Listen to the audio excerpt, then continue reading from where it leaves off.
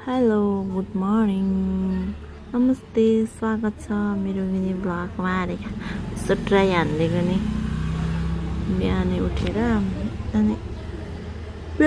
नानी पढाउनु पर्छ नि त मैले चाहिँ बिहान एकचोटि पढाउने रुटिन बनाएको छु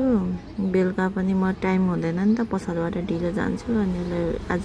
ड्रइङ गराउँदै थियो जताततै उसले लेखेर फेरि कसैले देखाउँदै गर्नुपर्छ नि त अनि उसलाई रेडी गराउनु पर्यो हेर्नु न मलाई रेडी गराउनु नि सबैभन्दा तनाव उसलाई रेडी बनाउनुलाई मेरो कपाल त उसको हात भरि हुन्छ क्या मलाई जगटाएर के गरेर रेडी बनाउनु चाहिँ एकदम टाइम लाग्छ उसलाई अनि त्यसपछि उसले पनि के भन्छ म भिडियो गराउँछु नि मम्मी भने टिकटकमा इफेक्टहरू देख्छ नि त म कहिलेकाहीँ बनाइदिन्छु अनि जस्तो इफेक्ट आयो भने अनि कमेडी साउन्डहरू आयो भने म भिडियो बनाउँछु नि मम्मी यसमा भन्छ क्या अनि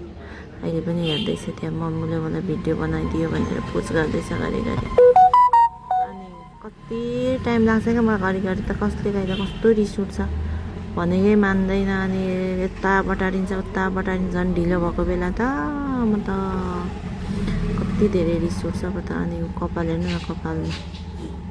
तेल लगाइदिनु पर्छ उसको फेरि डेली तेल लगाइदिएर कपाल बाटिदिनुपर्छ बिहानै उठेर पढाएर खाना पकाएर दिएर रेडी बनाउनु पर्छ अनि त्यसपछि कहिलेकाहीँ त्यही पनि जानु मान्दैन उसको मामासँग मम्मीसँग जान्छु भन्छ अब पुऱ्याउनु त मन लाग्छ फेरि म पसलमा आउनुपर्छ नि त अनि उसलाई पुऱ्याउँदा ओर्दा ढिलो हुन्छ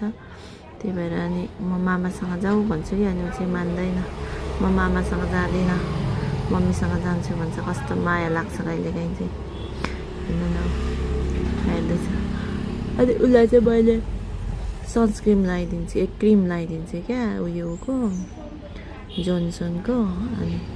हातमा पनि लगाइदिन्छु अनुहारमा पनि लगाइदिन्छु जाँदाखेरि राम्रो बनाएर पठाउँछु नि आउँदा त आमा रूप नै चेन्ज भएर आएको हुन्छ अनुहार त्यस्तै बनाएको हुन्छ कपडा त्यस्तै बनाएको हुन्छ डेली कपडा धोएर चेन्ज गर्दाखेरि पनि मेरो छोरी मात्रै हो कि तपाईँहरूको छोरी पनि यस्तो हुन्छ पोरी नपोरी भएर आउँछ अनि कस्तो कहिलेकाहीँ चाहिँ कराइदिन्छु फेरि अब त्यस्तै त हो बच्चाहरू भनेर मन बुझाइदिन्छु होइन न अनि मैले रेडी बनाइसकेँ उसलाई अनि अब जान्छ मामासँग जाँदिनँ भन्दै थियो जाऊ भनेर अनि मामासँग पठाइदिएँ नक्कल पार्दैछ है मेरो छोरी पनि हेर्दा ठुली भइसक्यो अब आफ्नो पालो अब म रेडी भएर